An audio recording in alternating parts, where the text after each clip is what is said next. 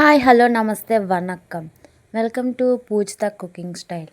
Today special cauliflower dosa.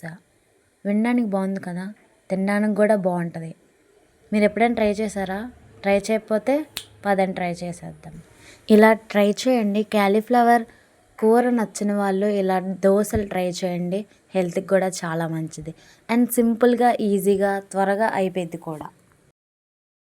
First బియ్యాన్ని గంట నానబెట్టుకొని దాన్ని మిక్సీ జార్లో వేసి 4 పచ్చిమిరపకాయలు, అల్లం ముక్కలు, జీలకర్ర, సాల్ట్ వేసి రుబ్బాలి. తర్వాత ఆ మిక్సీ జార్లో కొంచెం అన్నం వేసి రుబ్బి దాన్ని అందులో వేయాలి. అందులోనే కొంచెం శనగపిండి వేసి మొత్తాన్ని మంచిగా ఉండలు కట్టకుండా కలుపుకోవాలి. ఇంకా దాన్ని ఒక హాఫ్ అన్ అవర్ మూత పెట్టి పక్కన ఉంచుకోవాలి. ఇప్పుడు మన మెయిన్ ఇంగ్రీడియంట్ మన హీరో క్యాలీఫ్లవర్ని దాన్ని మంచిగా కడుక్కొని అందులో కొంచెం పసుపు వేసి 10 మినిట్స్ ఉడికించుకోవాలి. క్యాలీఫ్లవర్ మెత్తగా ఉడికాక దాన్ని మనం ముందుగా సిద్ధం చేసుకున్న అట్ల పిండిలో వేసుకోవాలి.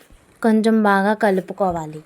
ఇప్పుడు స్టవ్ మీద అట్లు పెనం పెట్టి అది హీట్ అయ్యాక కొంచెం ఆయిల్ వేసి దోశ పిండిని మనం గుండ్రంగా వేసుకోవాలి. కొంచెం ఎక్కువసేపు కాలనివ్వండి, అప్పుడు క్యాలీఫ్లవర్ ఉడికిద్ది బాగా. ఆ దోశ చుట్టూ ఆయిల్ వేసుకోండి.